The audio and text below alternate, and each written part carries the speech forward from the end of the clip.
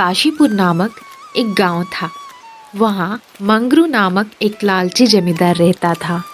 वह किसानों को बहला फुसलाकर अपनी ज़मीन पर ठेके का काम करवाता था और उनके सामने अजीब व गरीब शर्तें रखकर उनका हक मार लेता था। देखो रामलाल, ये गरीब किसान भी कितने मूर्ख होते हैं। मैं जैसी शर्तें रखता हूँ वैसी ही मान लेते और जानवरों की तरह दिन रात खेत में मेहनत करते हैं और बदले में उन्हें 2 वक्त की रोटी भी नसीब नहीं होती। मुझे देखो, मुझ जैसा मालिक बस बैठे बैठे हुक्म चलाता है और फसल मेरे घर आ जाती है। सच कहते हो जमींदार जी, पूरा गांव आपकी गुलामी करता है। आप यहाँ के राजा हो, इनकी मजबूरी का फायदा कैसे उठाते हैं यह आपसे बेहतर कोई नहीं जानता। पूरे गांव पर आप ही का राज है। आपकी मर्जी के बिना यहाँ कुछ नहीं हो सकता। सही कहा तुमने राजा तो हूँ ही मैं यहाँ का। इन मूर्खों को ऐसी ऐसी शर्तों पर अपने खेत ठेके पर देता हूँ कि मेहनत ये करते हैं और फसल में हड़प लेता हूँ। आखिर इन गरीब किसानों की औकात ही क्या है मेरे सामने। फिर कुछ समय बाद जमींदार और रामलाल अपने घर की ओर जाने लगते हैं। कुछ समय चलने के बाद वो अपने घर पहुंच जाते हैं और घर के आंगन में बैठ जाते हैं। इतने में ही वहाँ हीरा नामक एक गरीब किसान आता है जो बहुत दुखी और परेशान होता है। जमींदार जी, मैंने सुना है कि आप किसानों को अपनी जमीन ठेके पर देते हो। हाँ भाई, तुमने बिल्कुल ठीक सुना है और तुम सही जगह आए हो। मैं अपनी जमीन ठेके पर देता हूँ क्योंकि मेरे पास इतनी जमीन है कि मुझे अकेले से करना संभव नहीं है। ठीक है जमींदार जी, मैं भी आपकी जमीन पर खेती करना चाहता हूँ। मुझे भी 1 साल के लिए आपकी जमीन ठेके पर दे दीजिए। मेरा नाम हीरा है और मैं भी आप ही के गांव का हूँ। ठीक है, मैं तुम्हें अपनी जमीन ठेके पर तो दे दूंगा, पर मेरी कुछ शर्तें हैं। पहले तुम वह तो सुन लो। ठीक है जमींदार जी, बताइए क्या शर्तें हैं आपकी। शर्त यह है कि तुम्हें मेरी जमीन पर कड़ी मेहनत करनी होगी और 1 साल के बाद जब फसल पक जाएगी तो उस फसल का आधा हिस्सा मेरा होगा और आधा तुम्हारा होगा। ठीक है जमींदार जी, मुझे आपकी शर्त मंजूर है। आप मुझे अपना खेत बता दीजिए जिसमें मुझे खेती करनी है। जमींदार से खेत का पता पूछ के किसान अपने घर की ओर निकल जाता है। वह मन ही मन बहुत प्रसन्न हो रहा था कि उसे खेती करने के लिए जमींदार जी का खेत मिल गया और वह कड़ी मेहनत करके बहुत सारा धन कमाएगा। कुछ समय चलने के बाद वह अपने घर पहुंच जाता है। जी क्या हुआ, आप इतने खुश लग रहे हो? अरे तुम्हें बताया था ना, मैंने जमींदार जी के बारे में। वह बहुत दयालु इंसान है। उन्होंने खेती करने के लिए हमें अपनी जमीन ठेके पर पूरे 1 साल के लिए दे दी है। भगवान का लाख लाख शुक्र है। अब आप खूब मेहनत करना जिससे हमारी फसल अच्छी निकले। हाँ, वह तो करना ही है। अब हमें रुपयों की कमी का सामना नहीं करना पड़ेगा। अगले दिन जैसे ही सुबह होती है, वह खेती करने के लिए अपने घर से जमींदार के खेत की ओर निकल जाता है। किसान मन ही मन बहुत प्रसन्न हो रहा था। तभी जमींदार का खेत आ जाता है। चलो जमींदार जी से खेत तो मिल गया, अब इसमें खेती करता हूँ। उम्मीद है इस साल अच्छी फसल होगी, पर उसके लिए मुझे बहुत मेहनत करनी होगी, तभी मेरे हिस्से में कुछ बच पाएगा। हीरा दिन रात कड़ी मेहनत करता है और रोज खेत में काम करता है। सुनो भाग्यवान, अपने खेत में फसल काफी अच्छी है। लगता है इस बार अच्छी कमाई होगी। जी ये सब आपकी कड़ी मेहनत का फल है। दिन प्रतिदिन यही सब चलता रहता है। फिर कुछ महीनों बाद फसल पकने का समय आ जाता है। चलो भाई, भगवान की कृपा से इस साल तो बहुत अच्छी फसल हुई। अगर आधी फसल जमींदार जी ले जाएंगे फिर भी मेरे हिस्से में काफी फसल आ जाएगी। किसान द्वारा उगाई गई फसल की खबर जमींदार तक पहुंच जाती है। जमींदार जी, मुझे अभी अभी पता चला कि हीरा अपने खेत की फसल की कटाई कर रहा है और ऐसा सुनने में आया है कि इस बार फसल बहुत अच्छी हुई है। क्या बात कर रहे हो? ये तो बहुत अच्छी खबर दी तुमने कि हीरा आज फसल की कटाई कर रहा है। चलो चलकर देखते हैं। अरे हीरा, फसल तैयार हो गई है क्या? इस बार तो फसल काफी अच्छी निकल रही है। हाँ जमींदार जी, इस बार फसल बहुत अच्छी हुई। इस बार मैंने गेहूं की फसल लगाई थी। काफी मेहनत करने के बाद इतनी अच्छी फसल हुई है। अब तो मैंने फसल निकाल भी ली है। अरे तेरी मेहनत से कुछ नहीं हुआ, ये तो मेरी उपजाऊ जमीन का कमाल है। मेहनत हो या ना हो, फसल तो होगी। जमींदार जी, खेत भले ही उपजाऊ हो, लेकिन जहाँ मेहनत नहीं होगी वहाँ फसल कैसे होगी? मैंने बहुत मेहनत की है इस पर, तब जाकर यह फसल आई है। ज्यादा मत बोल हीरा, मेहनत तो किराए के मजदूर भी करते हैं, परंतु असली कमाई का हकदार वही रहता है जिसकी जमीन होती है। अब शर्त के मुताबिक मेरे हिस्से की आधी अच्छी फसल निकाल, ताकि मैं चलूं यहाँ से, मुझे और भी जरूरी काम है। यह कहकर जमींदार हीरा से अच्छी फसल लेकर निकल जाता है और खराब फसल हीरा के लिए छोड़ देता है, जिसे देखकर हीरा मायूस हो जाता है। हे भगवान, इतनी मेहनत करने के बाद बस इतनी सी फसल मेरे हाथ आई है। हीरा उदास मन से खराब फसल लेकर अपने घर की ओर निकल जाता है। जी क्या हुआ, आप इतने दुखी और परेशान क्यों नजर आ रहे हो? और ये क्या, आप इतना सा अनाज लेकर आए? आप तो बोल रहे थे कि इस बार फसल अच्छी हुई है, फिर ये कैसे हुआ? इस गांव में किसानों की यही किस्मत है। जमींदार मंगरू जैसे लोग हमारी गरीबी का फायदा उठाते हैं। मेहनत हम करते हैं और फसल जमींदार मंगरू जैसे लोग खा जाते हैं। हमारे पास ना अपनी जमीन है ना अधिकार, बस मेहनत करते हैं और भूखे रहते हैं। जमींदार ने सारी अच्छी फसल ले ली और हमें ये खराब फसल दे दी। हे भगवान, आखिर कब हमारी अपनी जमीन होगी? धिक्कार है ऐसी जिंदगी पर। तुम चिंता मत करो भाग्यवान, मैं अगले साल और कड़ी मेहनत करूंगा। हीरा मन ही मन जमींदार को सबक सिखाने के लिए प्लान बना लिया था कि उस लालची जमींदार को उसी की शर्तों में उसकी चालाकी का जवाब दूंगा। कुछ महीने बीतने के बाद फिर से खेतों में बुआई का समय आया। हीरा फिर से जमींदार के घर पहुंच जाता है। अरे हीरा, आओ बताओ क्या काम है? जमींदार जी, मुझे पिछली बार की तरह इस बार भी जमीन ठेके पर चाहिए, बल्कि इस बार मुझे और अधिक जमीन चाहिए। क्या बात है, इस साल तुम्हें और अधिक जमीन चाहिए? मुझे विश्वास नहीं हो रहा कि तुम अकेले अधिक जमीन कैसे करोगे। मैं कर लूंगा, मैं बहुत मेहनती हूँ। चलो ठीक है, तुम्हें इस बार अधिक जमीन दे देता हूँ। जी आपका बहुत बहुत धन्यवाद जमींदार जी। अरे धन्यवाद बाद में दे देना, पहले मेरी शर्तें तो सुन लो। क्या शर्तें हैं जमींदार जी, बताए। ये तो बेवकूफ है, इस बार इसे कुछ ऐसी शर्तें बताता हूँ जिससे इसकी सारी फसल मेरी हो जाए। इसने पिछले साल गेहूं की फसल लगाई थी, तो इस बार भी यह बेवकूफ गेहूं की फसल लगाएगा। सुनो, तुम जो भी फसल लगाओगे उसका आधा हिस्सा मैं रखूंगा और आधा हिस्सा तुम रखना, लेकिन फसल का ऊपर का हिस्सा मैं रखूंगा और नीचे का हिस्सा तुम रखना। अगर तुम्हें मेरी शर्त मंजूर हो तो बोलो। ठीक है जमींदार जी, मुझे आपकी शर्तें मंजूर है, ऐसा ही होगा। ठीक है, तो तुम्हें और बड़ा खेत मिल जाएगा और कड़ी मेहनत और लगन से काम करना। अब तुम जा सकते हो। फिर हीरा वहां से अपने घर की ओर निकल गया। घर पर उसकी पत्नी राधा उसका इंतजार कर रही थी। जी क्या हुआ, हमें जमीन मिली कि नहीं? मिल गई, बल्कि इस बार तो और अधिक जमीन मिली। परंतु क्या परंतु? जी जल्दी बताइए, मुझे बहुत घबराहट हो रही। इस बार जमींदार जी ने और कड़े नियम और शर्तें लगा दी। इस बार फसल के ऊपर का भाग जमींदार का होगा और नीचे का भाग अपना। हे भगवान, तो अब क्या करेंगे? गेहूं की फसल में सारा अनाज तो ऊपर के भाग में ही आता है। तुम चिंता मत करो, इस बार जमींदार को सबक सिखाने का मेरे पास एक उपाय है। हम इस बार गेहूं की फसल की जगह गाजर की फसल लगाएंगे। अगले ही दिन हीरा गाजर के बीज लेकर अपने खेत पर काम करने चला जाता है और वहां काम करना शुरू कर देता है। कुछ दिनों बाद उसकी फसल उगाती है। हीरा मन ही मन बहुत प्रसन्न हो रहा था क्योंकि उसकी फसल बहुत अच्छी थी। वो घर पहुंचकर अपनी पत्नी से कहता है, सुनो, इस बार भी हमारी फसल बहुत अच्छी है, मैं आज बहुत खुश हूँ। जी ये सब आपकी मेहनत का कमाल है। और कुछ महीने बाद फसल तैयार हो गई। अब हीरा खेत से गाजर की फसल निकलने लग जाता है।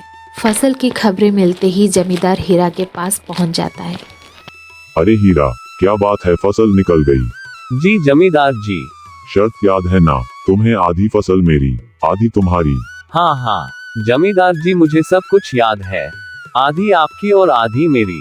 और आपने कहा था कि नीचे का हिस्सा मेरा होगा और ऊपर का हिस्सा आपका होगा, तो आप ऊपर का हिस्सा ले सकते हैं। अरे ये क्या, इस बार तुमने गेहूं की जगह गाजर लगाया था। हाँ जमींदार जी, कि गेहूं की फसल में मुझे कुछ बच नहीं रहा था, तो मैंने सोचा इस बार गाजर की फसल लगा लेता हूँ। अरे मैं क्या करूंगा इस घास फूस को लेकर, जबकि सारी गाजर की फसल तो तुम ले रहे हो। आप ही की शर्त है जमींदार जी, मैं तो उसी के अनुसार बंटवारा कर रहा हूँ। आप ही ने शर्त रखी थी और अब आप शर्त मानने को तैयार नहीं हो। मैं कुछ नहीं जानता, आप अपना ऊपर का हिस्सा ले जाए। इस तरह हीरा ने चालाकी दिखाते हुए लालची जमींदार को मुंह तोड़ जवाब दिया और अपने फसल लेकर चला गया। घास फूस जमींदार के लिए छोड़ आया। यह क्या हुआ जमींदार जी, इस हीरा ने तो हमें बेवकूफ बना दिया। पूरे गांव में आज तक आपके सामने चालाकी दिखाने की हिम्मत किसी की नहीं हुई। अरे वह मुझे क्या बेवकूफ बनाएगा, अगले साल आने दो उसे, ऐसा सबक सिखाऊंगा कि दोबारा उसकी मुझसे उलझने की हिम्मत नहीं होगी। उधर हीरा गाजर लेकर घर आ गया और उससे बेचकर खूब पैसा कमाया। दोनों पति पत्नी बहुत खुश थे। कुछ महीनों बाद फिर से बारिश का मौसम आने वाला था, तो वो फिर से ठेके पर जमीन लेने के लिए जमींदार के घर जाता है। कैसे हो जमींदार जी? मैं ठीक हूँ, कहो इस बार क्या चाहिए तुम्हें। कुछ नहीं जमींदार जी, मुझे हर बार की तरह इस बार भी जमीन ठेके पर चाहिए। ठीक है, तो मेरी इस बार की शर्त भी सुन ले। इस बार फसल के नीचे का हिस्सा मैं लूंगा और ऊपर का हिस्सा तेरा रहेगा। इस बार तेरी कोई चालाकी नहीं चलेगी। बता, मेरी यह शर्त मंजूर है? मुझे मंजूर है जमींदार जी, इस बार नीचे का भाग आपका और ऊपर का भाग मेरा होगा। इस तरह हीरा जमींदार से बात करने के बाद घर आ जाता है। जी क्या हुआ, आप जमींदार जी के घर गए थे ना? हमें जमीन मिली कि नहीं? जमीन तो मिल गई, पर इस बार भी उस लालची जमींदार ने अपनी शर्त बदल दी। अब और क्या, नहीं शर्तें रख दी? इस बार उसका कहना है कि नीचे की फसल वह रखेगा और ऊपर की हमें देगा। अब क्या करोगे आप? कुछ समय सोचने के बाद हीरा, इस बार भी हम जमींदार को मजा चखाने के लिए धान की फसल लगाएंगे, ताकि नीचे उसके हिस्से में फिर से घास फूस आए और ऊपर अपने हिस्से में अनाज आए। इतना कहकर हीरा दोबारा खेती करने की तैयारी में जुट जाता है। हीरा इस बार धान की फसल लगाता है। कुछ दिनों बाद फसल काफी अच्छी उग जाती है। अरे वाह, इस बार तो धान की फसल खूब लहरा रही है। इस बार भी फसल अच्छी निकलेगी। आने दो उस लालची जमींदार को, फिर से मजा चखाऊंगा। कुछ दिनों बाद फसल कटने का समय आ जाता है और हीरा फसल काटने लगता है। और हर बार की तरह इस बार भी जमींदार को फसल कटाई की खबर लग जाती है। वह अपनी मुनीम रामलाल के साथ खेत की ओर निकल जाते हैं। जैसे ही वह खेत पर पहुंचा, वहां धान की फसल देखकर उसका सर घूम गया था। अरे ये क्या, इसने तो धान की फसल लगा दी। ये हीरा जितना मैं सोच रहा था उससे कहीं ज्यादा होशियार निकला। नमस्ते जमींदार जी, कैसे हो? आप देखिए, इस बार धान की फसल बहुत अच्छी हुई है। पर तुमने तो पिछले साल गाजर लगाई थी ना, इस बार क्यों नहीं लगाई? जी, इस बार मौसम गाजर की फसल के अनुकूल नहीं था, तो मैंने धान की फसल लगा ली। अब आप अपना हिस्सा ले जाए। आपको अपनी शर्त तो याद है ना? ऊपर का हिस्सा मेरा होगा और नीचे का हिस्सा आपका होगा। जमींदार गुस्से में, हाँ हाँ याद है। और इस तरह हीरा ने अपनी चालाकी से जमींदार को दोबारा से बेवकूफ बना दिया और जमींदार एक बार फिर से धोखा खाकर गुस्से में लाल हो गया। हीरा उधर अपनी सारी धान की फसल घर ले आता है। उसमें से कुछ फसल बेचकर रुपए ले आता है।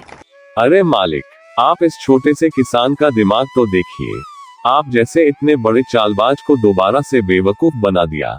तुम सही कह रहे हो रामलाल, मैं उसे और किसान की तरह बेवकूफ ही समझ रहा था, परंतु उसने तो मुझे दोबारा बेवकूफ बना दिया।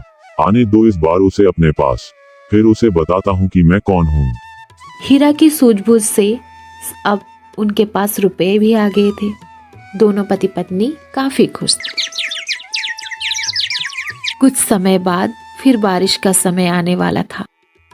चलो आज जमींदार के साथ दोबारा मुलाकात करता हूँ और इस साल भी ठेके पर जमीन लेकर फसल उगाता हूँ। देखता हूँ इस बार जमींदार शर्त में कौन सा खुरापाती दिमाग लगाता है। इतना सोचकर हीरा जमींदार के घर की ओर निकल जाता है। अच्छा तुम दोबारा आ गए। अब क्या खेल खेलना चाहते हो मेरे साथ? देखो तुम मेरे सामने ज्यादा होशियार बनने की कोशिश मत करना। मैं तो एक किसान हूँ जमींदार जी, मुझे होशियारी नहीं आती। हाँ हाँ, वह तो मुझे पता है। जिस काम के लिए आया है वह बता। यहाँ ज्ञान बांटने की जरूरत नहीं है। जमींदार जी चलिए काम की बात करते हैं। मुझे इस बार भी आपकी जमीन ठेके पर चाहिए। बताइए इस बार आपकी क्या शर्त है? हाँ हाँ मिल जाएगी। तू खुद को बड़ा होशियार समझता है ना? तो शर्त यह है कि इस बार फसल का ऊपर का और नीचे का हिस्सा मेरा रहेगा और बीच का हिस्सा तेरा होगा। अब बोल, मेरी यह शर्त मंजूर है तुझे? बिल्कुल मंजूर है जमींदार जी, जैसा आप कहो। इतना कहकर वह अपने घर की ओर निकल गया। घर पहुंचकर वो जमींदार की शर्त के बारे में अपनी पत्नी को बताता है। अच्छा जी, तो अब आप क्या करोगे? ऊपर और नीचे दोनों ही जगह की फसल जमींदार ले लेगा तो अपने हिस्से तो घास फूस आएगी। अब हम कौन सी फसल लगाएंगे? कुछ समय सोचने के बाद समझ आ गया, उस जमींदार की चालाकी का तोड़ भी है मेरे पास। अब हम गन्ने की फसल लगाएंगे। इतना कहकर वो फसल लगाने की तैयारी में लग जाता है और इस बार वो गन्ने की फसल लगाता है।